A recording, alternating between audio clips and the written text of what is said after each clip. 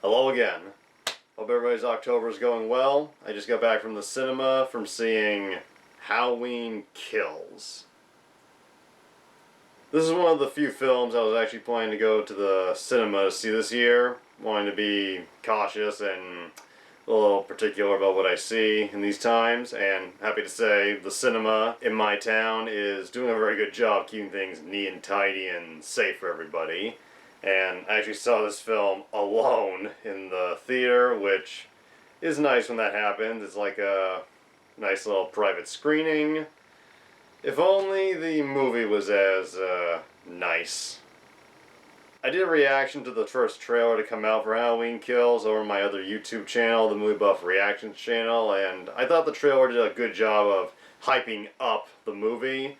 Made it look like it could be a kick-ass ride of a slasher film, and I did a review for Halloween 2018 when I saw it in the cinema 3 years ago, and I liked it. I thought it was a really well done film. It played a lot of great tributes to the original classic, and I was a bit unsure what to think of the idea of ignoring all the previous sequels, but they made it work for the most part. It was the best quality sequel the franchise had since Halloween 4, The Return of Michael Myers, and Halloween Kills.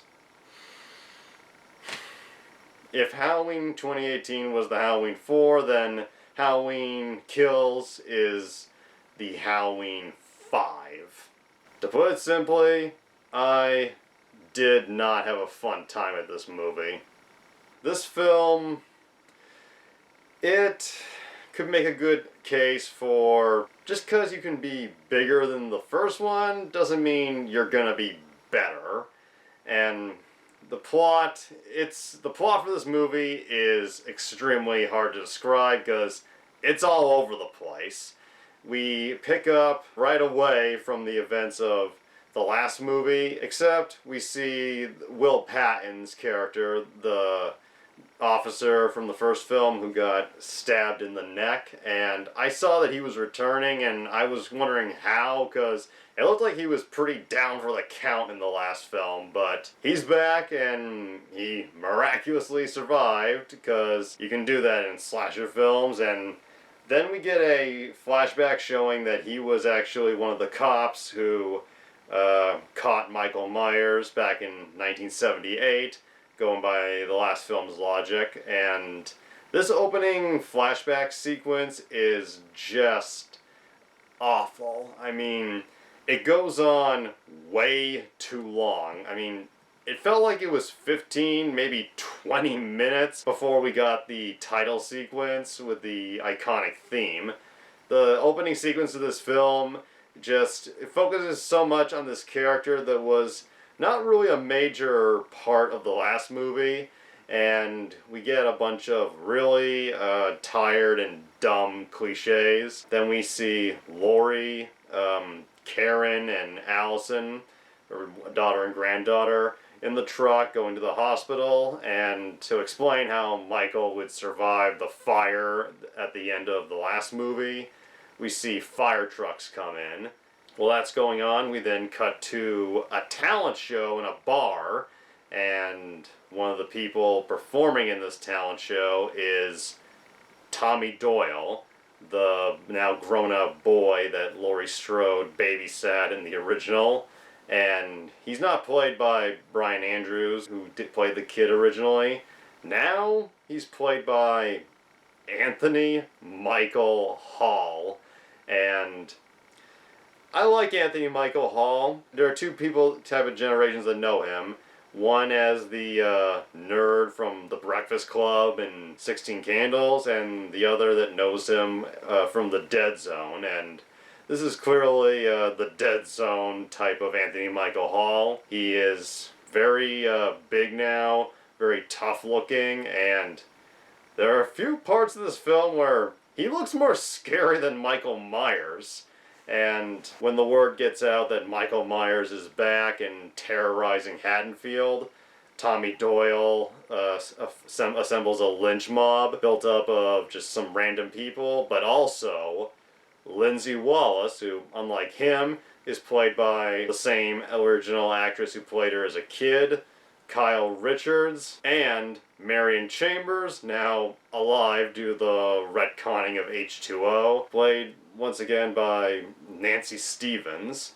And then we cut to the Myers house, which is now owned by this creepy gay couple who make a point of scaring the kids in the neighborhood and really seem to have a fascination with the Myers house, and it's just bizarre. And the biggest issue, I guess, is the film is just going all over the place, introducing so many new characters and focusing on so many supporting characters that I honestly don't give a shit about. And as for Jamie Lee Curtis, she is just wasted in this movie. They do nothing with her.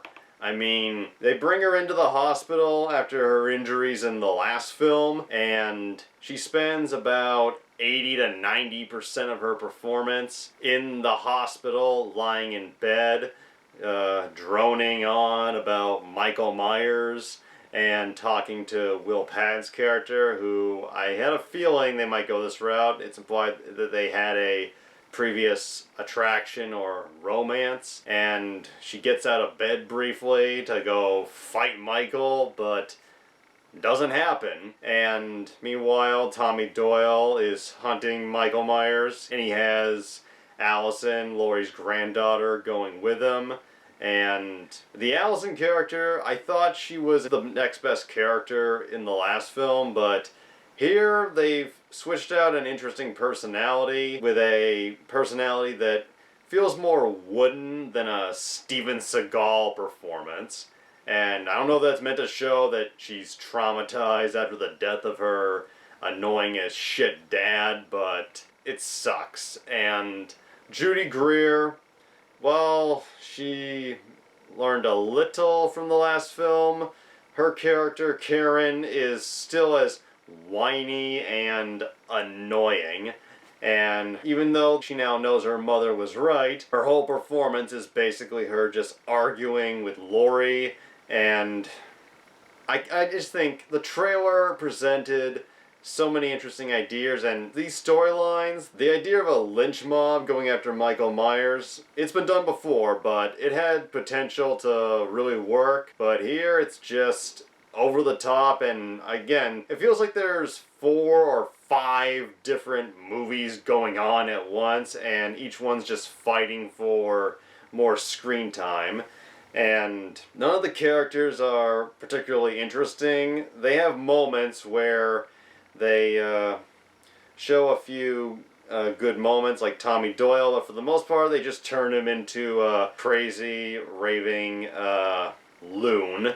Again, I said there are a few times where he actually comes off a bit more scary than Michael Myers, and the ending of the film is just big, lame letdown, which I'll get into a sec in the spoiler section. But yeah, this movie, it's all over the place. All the characters just keep making absolutely retarded and unbelievable decisions that just make you sit there aghast, like, what the fuck are you people doing?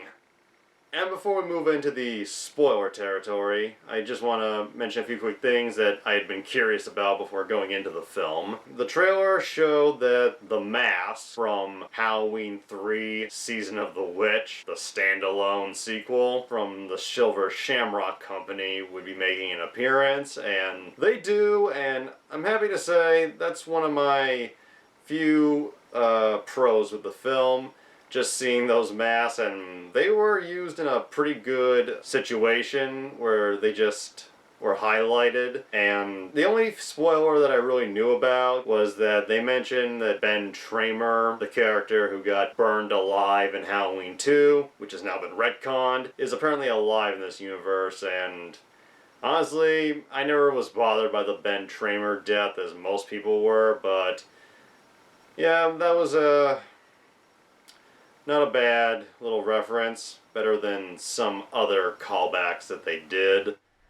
Sorry for this abrupt change in quality, but I forgot to talk about this part when I was filming the review. Another positive note I can give this film is the scene where Michael Myers kills the old couple. That was a wonderfully bloody sequence and definitely one of the most savage kills in the Halloween franchise. And as for the music scoring by the legend himself, John Carpenter, his son Cody, and Daniel Davies, there were a few parts I enjoyed, but overall the film was just so bad that I couldn't fully appreciate the music.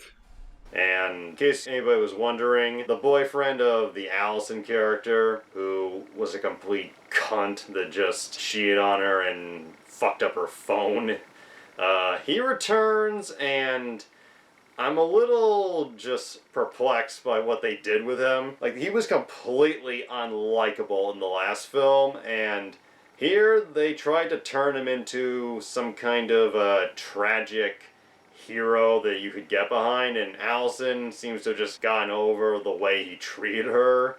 And the only highlight I can give to this character coming back is what they did with him in the end, which I'll get into in just a sec.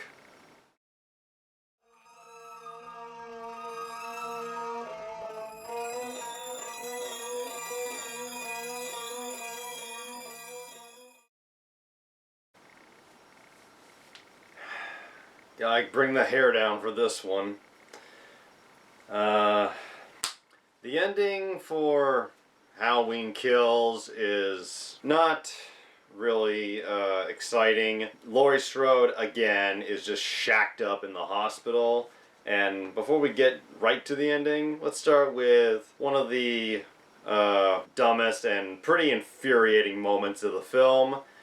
We see this other escaped mental patient who I don't remember being mentioned in the last film, and he's barely mentioned at the beginning of this one, from the same bus that Michael was being transported on. And this other escaped mental patient arrives at the Haddonfield Hospital, and when everybody sees him, they think he's Michael, and Tommy, completely devoid of rational thought, leads the entire crowd to this guy to fucking kill him. And even though he's an escaped mental patient, he is more or less innocent in this situation, and Karen tries to help him. And again, Judy Greer is a good actress, but I don't like this character, and this mental patient, we haven't really seen him much before, so it's really hard to give two shits. And when it seems like they're gonna break through and kill him, the dude smashes a window and jumps to his death like 6 or 7 stories up on the hospital. And Tommy, all he has to say afterwards is, "I'm sorry." I'm like, that doesn't make up for it. And Karen, because Laurie, still, who was a pretty badass character in the last film, is now virtually incapacitated. So Karen goes with Tommy to try and save Karen. And Karen, her boyfriend, I guess, and her boyfriend's father, who another pointless character brought in, is apparently the same kid who bullied Tommy in the original, but 40 years later they're now buddies, and he now believes in the boogeyman, and he goes in to try and face Michael alone. When it's clear this obvious setup is going to lead to his death, Allison and her boyfriend go in, and they find the dead gay couple, one with missing an eye, the other with multiple knives in him, and Allison, for whatever reason, decides to pull the knife out, figuring knives are better than shotguns, which she has, and just when it seems like can't get any dumber, Michael comes out and stabs the boyfriend, leading to a scene that, it's a good thing I was in the theater alone, because I was bursting out laughing at this scene, just because this character was so unlikable, and I don't give a damn about him. So seeing Allison scream, "No! No, leave him alone!" as Michael kills him, I just found that hilarious. And the way he kills him, it's brutal, but at the same time, kind of funny. He sticks his head through the railings on a staircase and just squishes him down, cracks him all over the place, twists his head, and I couldn't help it. It just made me laugh as very hard, and as it seems like he's gonna kill Karen, who I can't even feel sorry for at this point. If she was too stupid to hobble out the door, then yeah, she has this coming, but her mom shows up, and I don't dislike Judy Greer. I just think she's never been really given the chance to play a character you could get behind, and she demasks Michael, and we don't really fully see his face, which at this point, it's not really much of a mystery. But for this sequence, the character of Michael Myers had been played by James Jude Courtney, who I think is a pretty good Michael Myers, but for the unmasking, where we see glimpses of just how fucking old this guy is, they have him be played once again by Nick Castle, the original Shape, and I like the shots set around him, and it's cool that they brought him back, but the finale we get just has Judy Greer trying and failing to come off as a brave badass, and then the lynch mob shows up, and we see the return of Charles Cyphers as the now geriatric Sheriff Brackett, and he holds a gun on Michael while Tommy and the rest of the crowd just pulverize him with baseball bats, and they all just feel so confident. They look so confident as they're beating the snot out of him. I'm just sitting here in the theater thinking, oh, I hope they all die. Just for the fact that they think they can actually kill Michael Myers. Before I talk about the final scene that was just the make it or break it moment for me, the return of Nancy Stevens, Kyle Richards, and Charles Cyphers was just a big waste. Marion Chambers is killed off in a way that honestly makes her death in H2O look more dignified. And Kyle Richards, they don't kill her off, but they didn't really do anything with her, and her role just ultimately becomes her crying to Tommy Doyle that he has to kill Michael.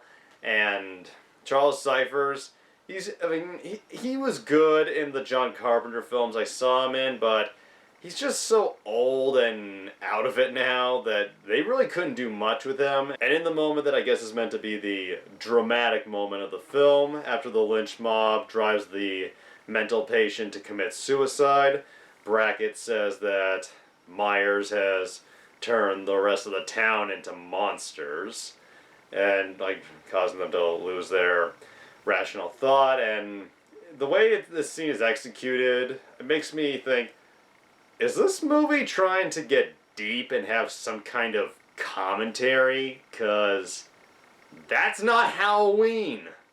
But I digress, and before I ramble on too much longer, the very last scene, the crowd is gathered around Michael's beaten and stabbed body, Judy Greer giving the final blow, and if you thought he was really dead in this scene, then you're more messed in the head than the writers, because we get this long, and by the way, there's a lot of monologuing about Michael Myers' history, how evil and indestructible he is, and it was fine when Dr. Loomis did it in the first film, but at this point it's just repetitive, and Laurie talks about how we shouldn't believe he is human, and what a shock! He gets up, slashes Sheriff Brackett's throat, kills everybody, like there's 10, 15 people, slashes all of them, and showing that Tommy and Brackett's appearances were completely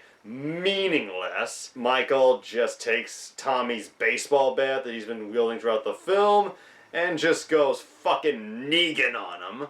And after that, we see Karen and Allison being tended by medics, and Judy Greer, for whatever reason, this movie just decided to go full Halloween 5 on us. She seems to be drawn to the Myers house, goes up the stairs, gets in the window, staring out, and I did not like this movie, but this final scene did put a big smile on my face. Michael comes up behind her and just stabs and slashes the shit out of Judy Greer, and I know it may sound terrible, but I could not fucking stand this character in the last film. I really couldn't stand her here. They made us think she might have grown a little, but she was still the same annoying bitch, and seeing Michael just slash her up was fucking awesome. And I don't think she's dead because we thought Will Patton was dead, and look what they did with him. But that was a fun scene to go out on. I'm not sure the filmmaker's intention was for people to be happy about that, but it made me happy. Just not enough to give this movie a positive review, because good fucking God, this was probably the third worst Halloween movie I've seen. That may seem a bit extreme, but yeah, I don't recommend this film. I didn't think it was as awful as Rob Zombie's Halloween, because that movie pissed me off to a whole nother level. Halloween 5 is the worst of the original franchise, and Halloween Kills now joins it as the second biggest letdown I've seen in this franchise, and I have no idea what they're gonna do for the next one, because I'd heard that there's another one in the works, Halloween Ends.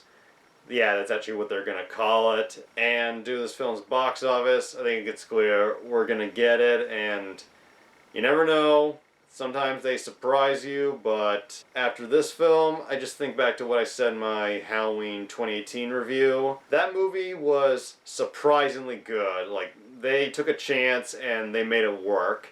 But I don't think we needed any more sequels. The next one's called Halloween Ends, and I honestly think at this point it really should, because this franchise has been dragged out, like literally dragged through the dirt by its ankles enough. Just let it fucking end. I'll end on the note that this film was made by David Gordon Green, who made Pineapple Express, and was co-written by him and Danny McBride, who I love as a comedian, but I don't think he should take another stab at making horror movies, because god damn, this was a real mess.